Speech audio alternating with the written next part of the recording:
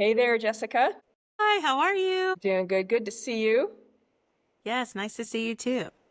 Hope everything's been going okay for you and excited about just having a discussion today with you about really just kind of what we do is just have honest conversations, what it means to be a caregiver, what it's like to be a caregiver, and really just having a honest, authentic conversation with you.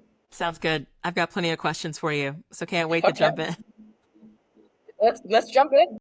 Okay. I have been my mom's caregiver for the last 10 years and 9 months. And one of the things that I had to, how should I say, I had to grow and evolve and reflect and learn from is just this feeling of resentment towards people who I thought would show up. So feelings of resentment towards my family, feelings of resentment towards close friends, feelings of resentment towards people that were really close to my mom because I realized that they weren't helping. And I often hear from people like, I'm so stressed because my families or my siblings aren't showing up to help and I don't know what else to do. And I was once in that place. I'm not there anymore, but I'm curious to hear your thoughts around how we can support family caregivers or how to help family caregivers navigate this feeling of being overwhelmed, resentful, angry, and frustrated towards people we assume would be there to show up for us as they are navigating this caregiving journey. Yeah.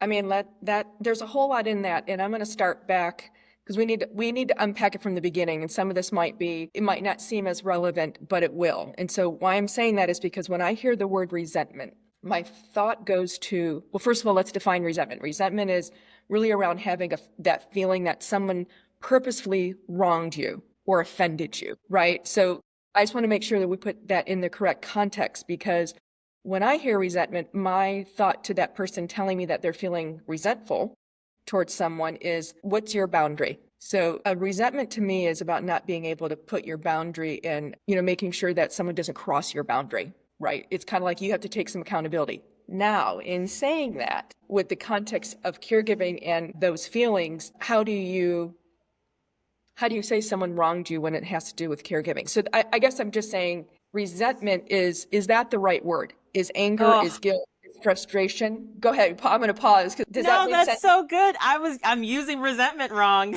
And sometimes when we're just flooded with emotions like this, we're throwing everything because again, we're trying to express what we're feeling. And that's really hard to do sometimes. But I do think it's an important aspect of when we're trying to get through a difficult situation. Yes. I appreciate you saying that because I do think that under the midst of being overwhelmed, frustrated, angry, I think that while I hadn't actually thought about the word and the definition of resentment, I do think there is this feeling of an unsaid crossing of a boundary that I never even articulated, right? So like an unsaid, wronging of me that I never even like said was, so I do think because for me anyway, there was so much I didn't say. I just assumed that people would follow and I just assumed that people would show up or assumed that people would ask that I think I created the story in my mind that I should resent them because it felt like crickets. And so I potentially created the sense of them wronging me when in reality I didn't actually communicate, but that's a whole different story.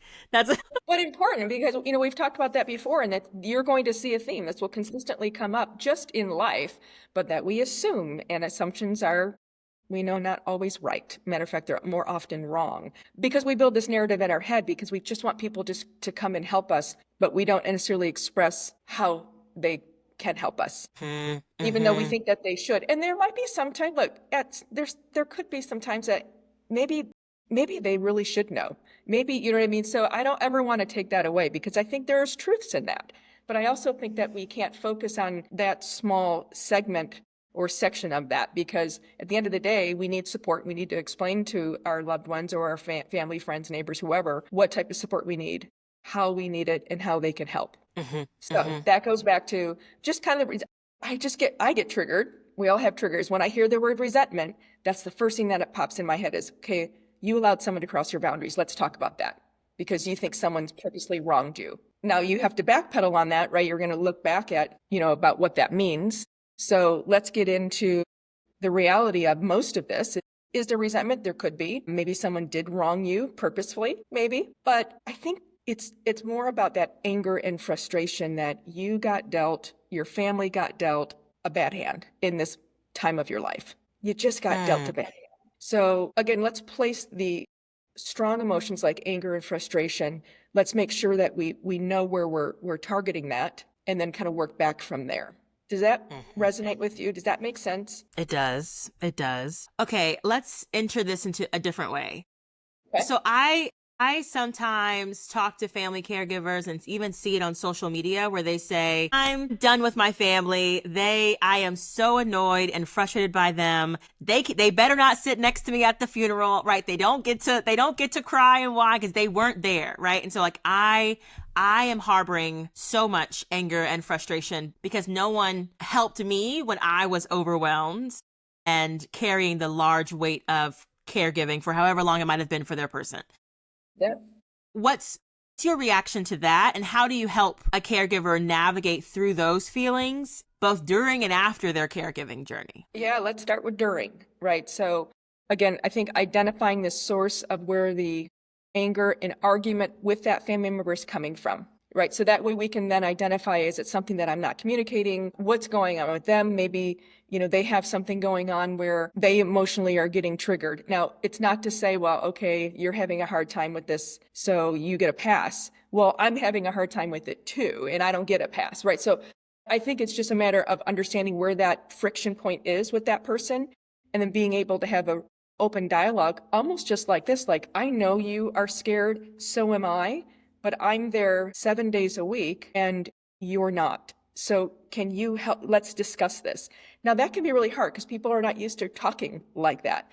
But I feel like unless you communicate, we're then living off of assumptions, which is only a bad path to go down. So when I say that to you, what resonates with you? Because I know you've had some of this. I mean, this is for real for you, right? With your family, some of your family members and your journey. I mean, I think what I hear is it still comes back down to communication, right? And actually engaging in what it is I'm experiencing and also naming, like, while you might feel that way, I'm also, I think what I'm processing is like open dialogues really matter here. And it's the assumptions and the lack of conversation and communication that actually leads me to be more frustrated by family members when it's reality. Actually, did I do the steps before getting angry as well as I could have? And I think in hindsight, I mean, I'm not angry now.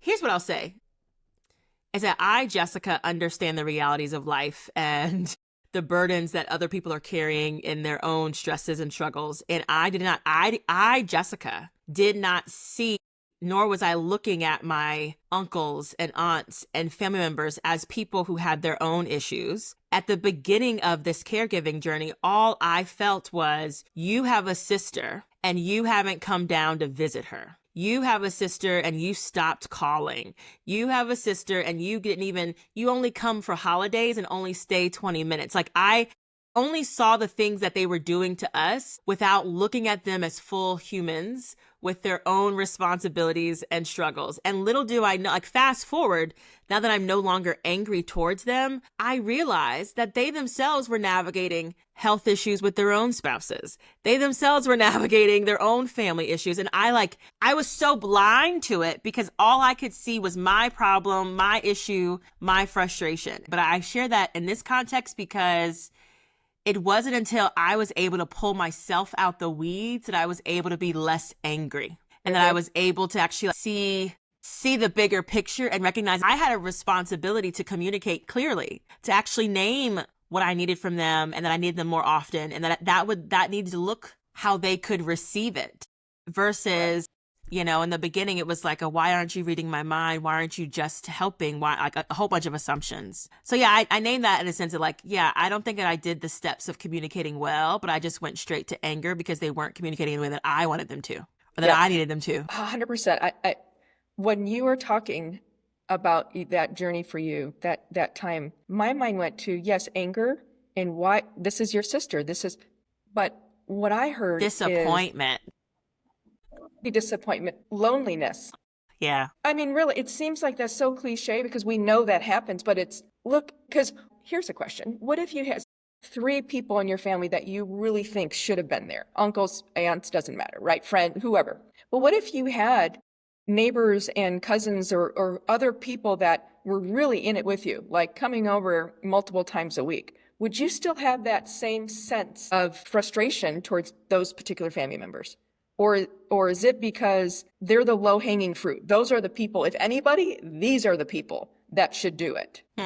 There could be a truth in both, but the truth, I'm wondering if it is more geared towards the feeling of loneliness and you just wanted someone there to help. Yeah. I would argue that it's probably a mix of loneliness and I think a perception in my mind of what I thought families should do when a person gets sick.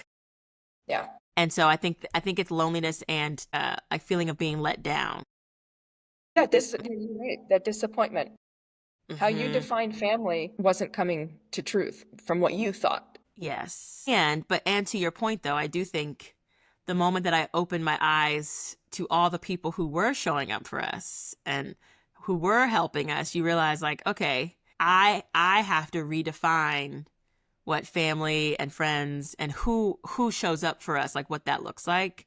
And it took me a minute to get there, but yeah, I think to your point around family, I think some of the emotions of like anger and frustration are because it was I wanted them to understand how hard it really was. And I wanted them to be around to be like, we see you. And even if you aren't coming to help, I'm calling to check in. And I think when why am I crying? Oh my gosh. I think when those calls stopped and when they never, bothered to ask how I was doing or, dealing with all the changes, that led to me just instead of engaging in the conversation, I just like hardened myself to even wanting to deal with them. And so I just like moved on. It's like how I didn't process it. I just compartmentalized it and moved on. We all do that, but yes. But you're acknowledging it now. And I think the second part of this conversation is that you now state, and I think there's truth. I know there's truth in it, but you're okay now with that.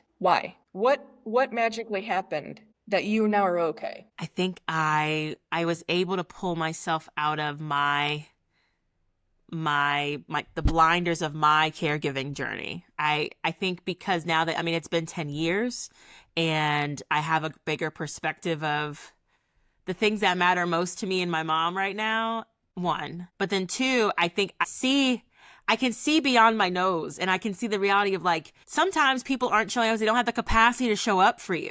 Or like sometimes people don't pick up the phone and call because they think you have it handled. Sometimes people don't call because like they're overwhelmed and busy themselves. Like, and so I finally have the space to see what other people might be carrying, that I'm less judgmental and frustrated by them not picking up to carry some of my weight. That's what I'm telling myself. That's what I believe. I think, I think I'm also less angry now because you fast forward 10 years, I think they're finally saying the things I wish they would have said 10 years ago. Like, thank you so much for caring for my sister. You're doing such a great job, right? Like your mom is here because of you. And it's like, thank you. And I wish I would have heard those things 8 to 10 years ago.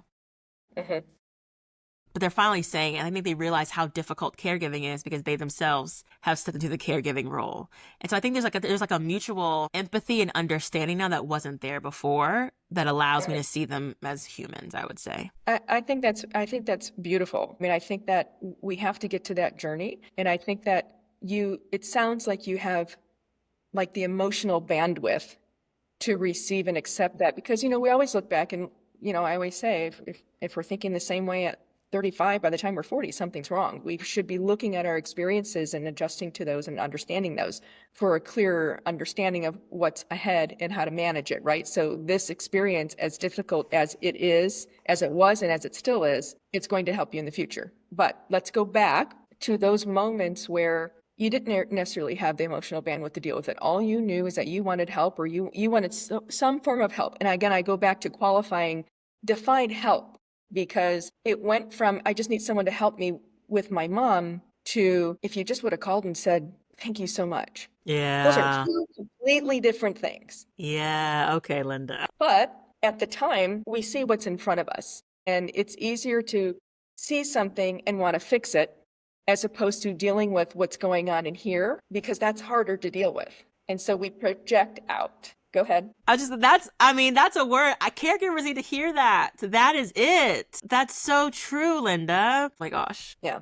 Well, that's the hard part of just being a human being with all these emotions that we don't know how to express. When people say, I don't know, when I ask them what they're thinking or feeling, they're like, I don't know. I'm like, you do, you just don't know how to express it. So let's talk to process, to get that out and figure out and define things, right? Because we assume, and when we're in our own head, all we have access to is our own experiences. That's not good, because we're going to fill in those gaps. We will fill in those gaps, even if it's not a pleasant, which again, assumptions are most of the time wrong, right? We're going to fill it in. So by having a conversation, it helps to fill those gaps in more appropriately with more perspective to the situation. Okay, let's make this really succinct so people don't have a Linda in their back pocket all the time. But what would you tell a family caregiver who comes to you and says, I am so frustrated, angry, overwhelmed with my caregiving experience towards my family? What would you like top 5 things you would say to them to help them bring themselves back to ground, to see beyond their current emotions? Yeah, I think that, first of all, you can't control another person, and well, let's just start with there. You can't control another person. So first, let's identify where that source of frustration is coming from. Because people, well, no one's helping me. They know about the situation. But again, I always go back to, how is that making you feel? Because if someone was to call you every single day, multiple times a day, because they live in a completely different state, so they can't be there to physically help you, which is what you think you might want, to just saying, you are great, I'm just here to support you, let's laugh for 5 minutes, let's not even talk about what's going on, and let's just talk about you for a moment, or whatever, you know what I mean, your dog, whatever. Would that be just as helpful? And I would bet that much of the time that answer is going to be yes. It doesn't take away that you're exhausted still. It doesn't take away that you would like someone physically there. So those are all truths. But what I always say is, but what is the truth? What is the foundation of that truth? And that is always going to be with you, not outside of you. So I think really understanding that source of where those emotions are coming from. And that's where loneliness is such a big one, and disappointment, because sometimes we just want people to read our mind. We just want people to, even if it's just physically doing something, but if they're coming and physically helping you with whatever task or a coordination that you need, medical appointments, pharmacy pickups, whatever it is, if they come in and not even have an emotional connection with you, or that, hey, I'm here, I can only stay for an hour, but I'm so sorry, like any type of connection with you, how's that going to feel? Which is another indication that part of this whole journey is not wanting to be alone in it, wanting to feel that emotional support. Yes, the physical support. And by physical support, it's doing those coordination tasks that you're doing all day, helping feeding, helping, whatever it is. But some of it, and I would say the majority of it, is that emotional support. How does that resonate with you? Because again, I think there's truth in both things. I think there's truth in, I really just want someone to come here so I can leave for a moment. Absolutely true, because we know caregiving is exhausting, physically, medically, all of those, right? It's exhausting. But if we don't have that emotional and mental support in anything that we do, it's gonna have a heavier weight than the other tactical things.